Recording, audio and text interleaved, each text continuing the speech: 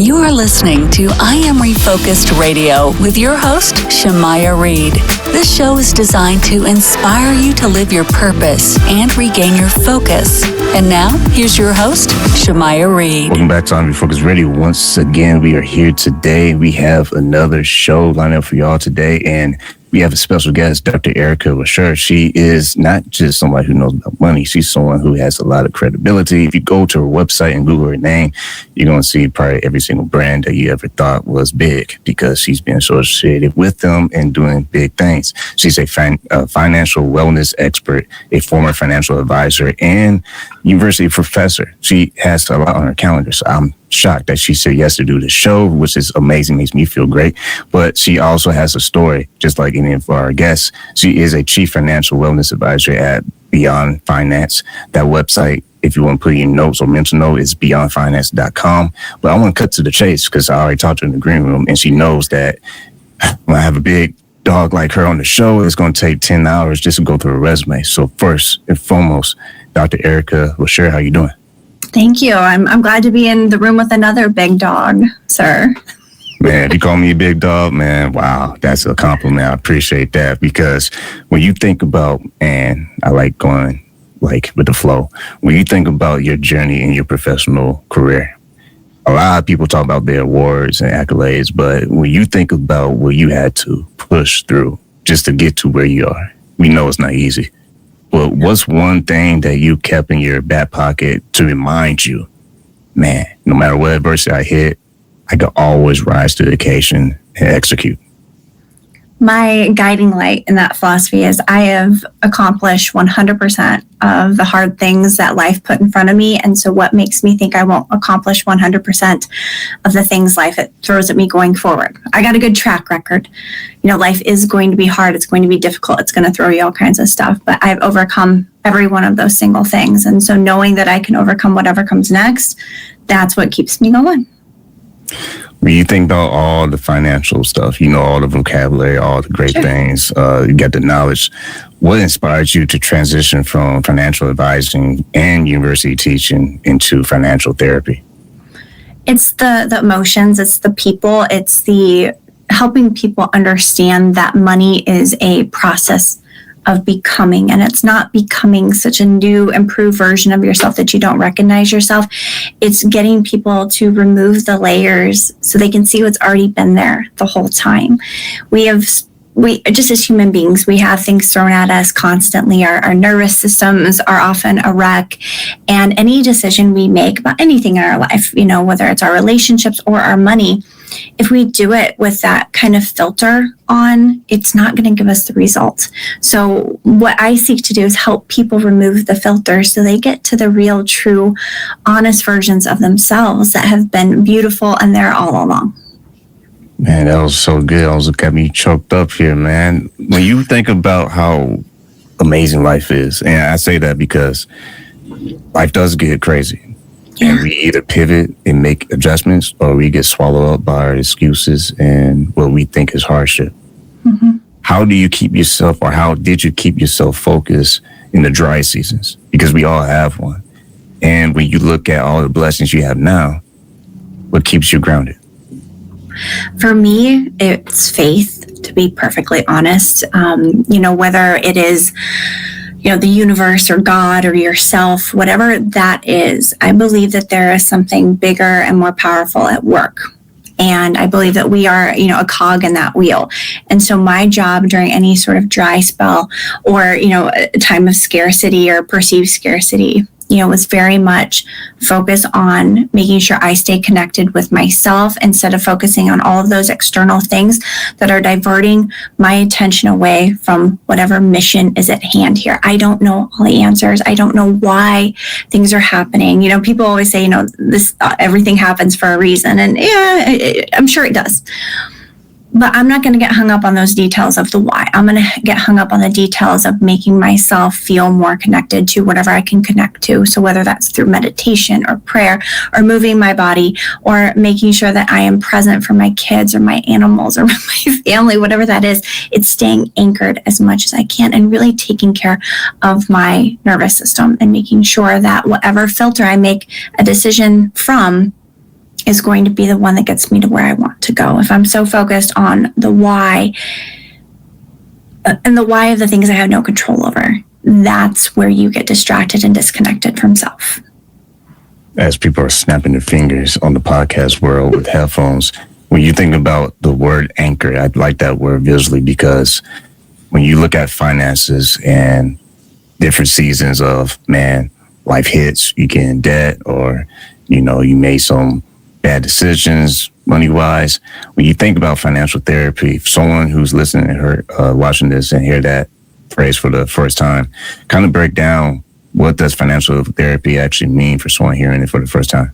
Of course, financial therapy, the best way to look at it is that it is a discipline that deals with the emotional, relational, the cognitive, the brain stuff that's going on, and the behavioral aspects of how we experience our money. At the end of the day, money isn't just math. And in fact, I would argue that financial habits are emotional habits.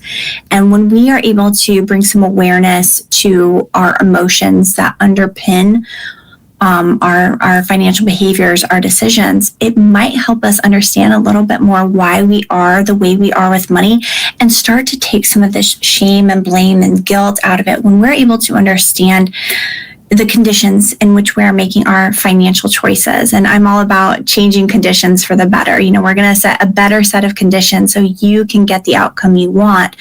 That has to do with, regulating your nervous system, understanding your beliefs and your values around money, where they came from, understanding the systems in which your, money operates and works or doesn't work so well. Whether we need to simplify stuff. We learn how to take evidence of the things you know how to do well with money and build that up into small little bits. So you build self-trust in yourself. You empower yourself to finally get to that place where no matter what life throws at you, because it's going to throw a whole bunch at you, that you're able to stand in those waves and be okay. It doesn't mean that you're not going to get a little bruised or knocked up, knocked around, here or there, but you're going to be able to say, I'm still standing. And this is what I've learned, but I've learned so much here about creating these conditions, that these conditions here aren't going to shake me as much. And you help people understand emotional and behavior patterns behind debt. And that's a big word that people really are not a stranger to. So when you think about debt, what are some of the common emotional patterns that you see in people who struggle with it? So by far the biggest emotional condition I see with people who are experiencing the financial condition of a debt is shame. And I think that is something most all of us can relate to. Most of us have been in some kind of debt, whether it might just be a little bit of credit card debt or a lot of bit of credit card debt, or even more than we can possibly fathom. I think most people can relate to that feeling that comes with, oh, I am bad with money. And that's the difference I think we've got to acknowledge too, between feelings of guilt versus feelings of shame. Guilt is, oh, I feel regret that I made this choice, and maybe it wasn't my best or brightest moment, but I'm able to move on from it. Shame is, I am bad because I made this choice. It's very much internalizing you, and it's just internal character assassination. So that's the thing I see probably the most. The second thing I would say I see after that are feelings of avoidance. If I don't acknowledge it, it's not there. And I'm all about bringing awareness to our financial situations, but I'm also about bringing awareness to the why you might feel that way. And again, it's a lot of times rooted in shame, but it's also sometimes rooted in some of those generational, money stories that we heard. The majority of the people I talk to who are in debt at one point heard from, the important grown-ups in their life. We are people who pay our debt back. If you are somebody who doesn't pay your debt back, you are not a good person. If you have a credit score that is below 700, you are not a good person. If you are not paying, your creditors on time, you are not a good person. And so you find yourself with these external messages, the voices of the past and people you care about, and it creates such dissonance between where you are and how you feel. And the other interesting thing about debt is I think there is this pervasive idea out there that most debt comes because people have no willpower, no discipline, or no self-control, and they just overspend and overspend and overspend. And you know, that might be true in some situations, but I've been doing this for 21 years. And in my line of work, what I have seen, I would say the majority, overwhelming majority, is that there's a life condition that happens before the financial condition of debt. So that is somebody getting diagnosed with breast cancer and even having insurance, but everything else has to go on the credit card because they're just trying to feed their family while, you know, they're in however many chemotherapy treatments, you know, all of those types of things. It's somebody losing a job. It's somebody, you know, losing a partner due to death or divorce. It's somebody getting scammed. Investment scams, romance scams, employment scams, crypto scams, you name them. Everybody has a story when it comes to their financial condition of debt. And it is not just as cut and dry as, oh, I just can't control my spending. Once again, listen on Refocused Radio and watching us online. Talk to our special guest today, Dr. Erika Rasure. Go to her website, beyondfinance.com, where she serves as Chief Financial Wellness Advisor. When you think about the opportunities we have throughout time to address those issues, we can either run away from it or we can attack it head on. What's some of the best cases where you see people who benefit from not running away from the problem, but actually being honest with themselves and hitting it on the ground running? Yeah, so being honest with yourself can be exceedingly difficult because sometimes there's parts of ourselves we don't want to acknowledge, right? And I think we've all got that shadow self that exists over here sometimes, and we don't want to confront that person because if we confront that person, what is that person going to tell us about ourselves? But at the end of the day, we already know, right? And so being able to say, all right, I'm going to be brave enough, and I am the one who is ultimately in control here. And anything that's scary out there, as it relates to this, isn't as scary as I'm probably making it up to be in my head, because we tell ourselves stories, we catastrophize, we make up the worst case scenarios, and we do that without any evidence to the contrary, right? We just say, okay, this is just going to be bad. If I confront this, I'm going to think I'm a terrible person, but you probably already think you're a bad person. So let's start, kind of counteracting those narratives, and let's challenge ourselves to finding evidence that you are not, in fact, bad with your money, that you are in control, that you do have self-trust in yourself that does exist, even if it is just a little sliver. Let's act on that. And then let's take tiny actions that compound, that build that self-trust, that build that evidence up, and give you the opportunity to let that grow and grow and grow. Hands down, when I'm working with people who have come to this place of I'm ready to start taking back my life a little bit. I'm ready to get back in the driver's seat instead of letting everything drive me. It's that they've asked for help. That is the common denominator here. They've gotten to the point where asking for help feels better than not asking for help. And when it comes to our money, asking for help can be a really, really big deal. Most people don't talk about money when money is good. And so why would somebody, involve their family or friends in something when money is not so good, especially if they're afraid of being judged or shamed or, I can't believe you put yourself in a position where you got scammed. There's all of those things that can come up. But when you can find somebody who you can talk to, whether it's a financial therapist or, something like Beyond Finance or anybody out there who can help you bring some structure and simplify your thoughts, because we do suffer from a lot of decision fatigue. And when you don't trust yourself a ton right now, making the wrong decision also weighs on you heavily. And when you realize you're not alone in this, and when you realize that there are millions upon millions upon millions upon millions of people who are struggling with the exact same things that you are, you just happen to be the one that is willing to talk about it and bring it to light for yourself, that is a really, really powerful thing. And that itself can't be discounted. A lot of people don't have that kind of, courage or bravery. But if you have just a little tiniest bit of what I call specifically readiness, if you feel ready, even if it's just a little bit, you act on it. You get some help. You start talking to people about it, people you can trust. They don't have to be in your inner circle right now. I get the shame that can come from that. but bring people in who can help, because you are not alone. And that's probably the thing I would sing from the mountaintops as loud and proud as I could, is you are not alone. There are millions of people struggling with this. You just happen to be the one who's brave enough to take it to the next level for yourself.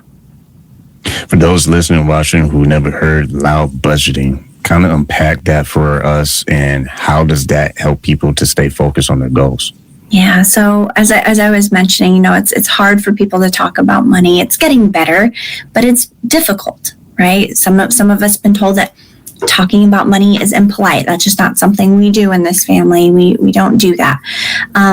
So loud budgeting is a spin on that basically says we're not going to say that anymore. We're going to say things like, I am making really, really great progress towards my financial goals. And so no, I can't go play this round of golf this Sunday. No, I can't go to the brunch because I am killing it. And I'm really, really proud of myself for doing what I need to do.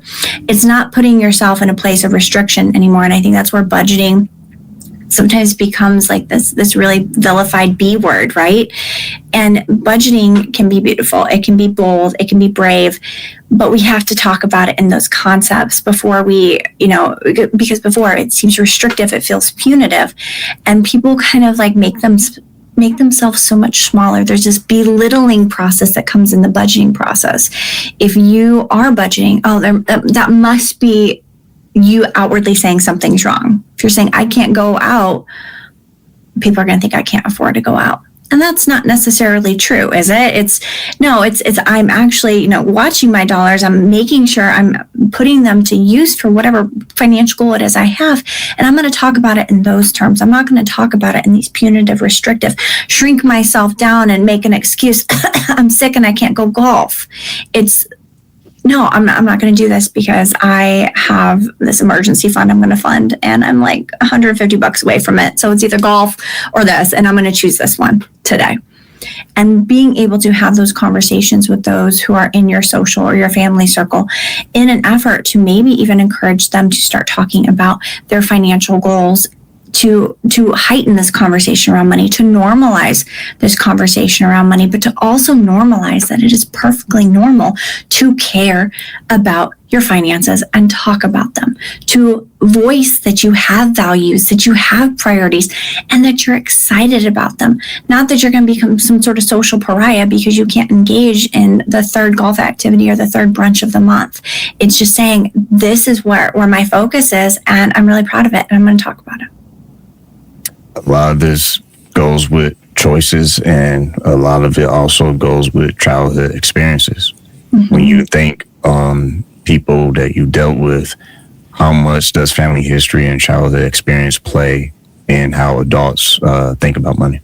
A lot. In fact, there's some research out there that says by the time you're 9 years old, that you've already developed and formed some pretty solid values and beliefs and feelings around money at that point. We say children are sponges, and we forget that also applies to money. And so by the time you're 9, you've already got kind of a sense of what money feels like in your household and how it's used, and some of those messages you receive from those important grown-ups in your life. And as you get older, you start to add more experiences. You get those experiences you learn from school or sports or church or your first jobs. All of those things, they start kind of accumulating on top of that, and those voices tend to get louder. And so by the time you're in your early 20s, mid 20s, you've got a lot to go through in terms of, okay, well, how do I make my own financial future going forward when I'm not sure if these values, these beliefs are mine, or if they belong to somebody else and their life experiences.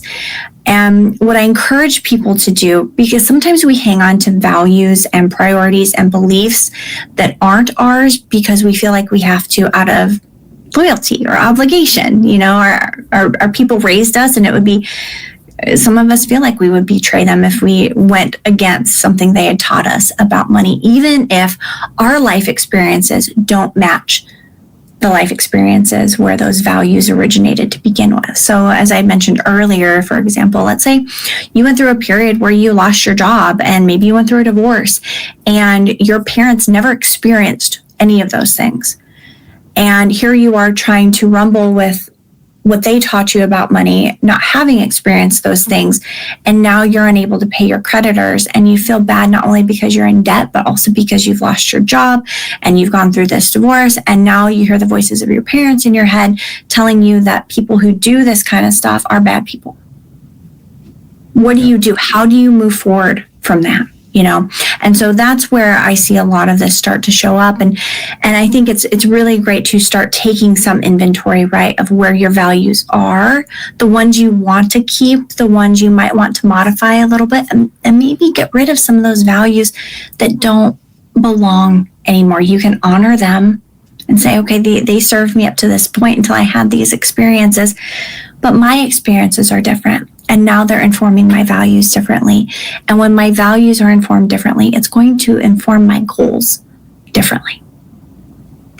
Once again, listen on Refocused Radio and watching us online, talking to our guest today, Dr. Erika Rasure. Go to her website, beyondfinance.com. Before we run out of time, I have another question for you to tie this all together. Someone's watching and listening to this right now, and they feel like they're trapped, and they feel like, man, I just need to make something happen. Maybe they're in a crisis. What would you say would be a good first step for them to start rebuilding their financial situation? So first thing I would say to anybody is, number one, you are not alone. I know I've said that before, but I really will scream that from the mountaintops. You are not alone.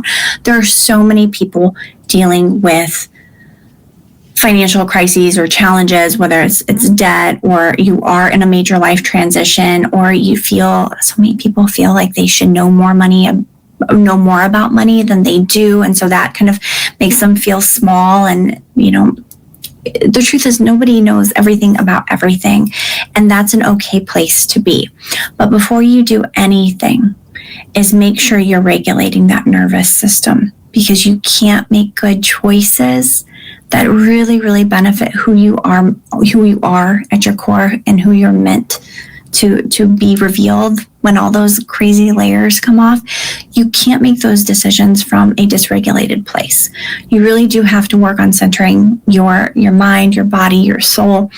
And you do that first before you even get to the math and to the numbers of it all, is you do have to spend some time really thinking about how you're taking care of yourself. Are you breathing? Are you moving your body a little bit? Are you creating the environment where the choices you make next will come from a place of clarity instead of fear or confusion or frustration? And it's not like you have to spend, 6 months doing that, at all. But acknowledging that your nervous system is probably experiencing a major stress response, and we all manage stress differently, right? Fear, we've got flight, freeze, fawn. We've got all of those things that affect us. And if you are in survival mode when it comes to your money, we have to get out of survival mode first. So that's the number one step. And then we start asking for some help. We start coming to that centered place, that grounded place, and then we can start looking for options. We can start understanding our relationship with money a little better, and then we can really start seeking out, people. If you're looking for a financial therapist, the Financial Therapy Association has a directory. Would definitely recommend checking that out there. If you're looking for help, with just getting some financial wellness resources, come visit me at beyondfinance.com. We have a financial wellness tab. I've got a curriculum up there you can work through. We've got a ton of free resources, tons of articles, just so much there that you can go through and start getting a sense of, okay, this is maybe where I'm at. This is my baseline. This is where I can go maybe get some help. Oh, this clicks a little bit more with maybe why I think this way, and just getting those wheels turning. But hands down, first and foremost, let's get you calm. Once again, listen on Refocused Radio and watching us online, talking to Dr. Erika Rasure, Chief Financial Wellness Advisor at Beyond Finance. Again, you go to her website, beyondfinance.com. Can't believe the time is gone. But in closing, if you had one last thought for people to take away to encourage them to, hey, if you're alive right now, you can make your next best decision, what would you like to leave our audience? Look for the evidence of the good out there. Let's build that belief and that self-trust in yourself. I call them glimmers. This isn't an original idea of my own or anything like that, but especially when it comes to our finances or anything else. But if there is something icky out there that exists, if there's something bad out there, the opposite has to be true, right? For every darkness, there's light. For every, good, there's bad, and everything in between. And so if you're finding yourself in a place where everything feels so heavy and you just can't seem to crawl out of things, we're programmed as humans, I think, to really look for the triggers, the more negative stuff out there, because it comes easy and because it's more noticeable in our bodies, right? And people talk about the negative stuff a little bit more than they do the positive. So start making a concerted effort for looking for the glimmers, the good out there. You got outside and you took a deep breath in the sunshine. That's a good thing. Or maybe you opened a bill and it didn't, cause any sort of anxiety in your chest. That's a good thing. You got to spend time with your kiddos. That's a good thing. Look for those glimmers. Look for the evidence that things are going right. Because what if they do? Instead of asking all the time, well, what if this happens? What if this goes wrong? What if it goes right? And look for the evidence of things going right. And look for the evidence of all the things you do right. Journal it. Keep note of it. That's what I always want to leave people with, is you are fully capable in building that belief in yourself. You just have to look for it, and you got to look for the good. Doing this on Refocused Radio, talking to Dr. Erika Rasure. Go to our website, beyondfinance.com. That's beyondfinance.com. Like always, thank you for your time.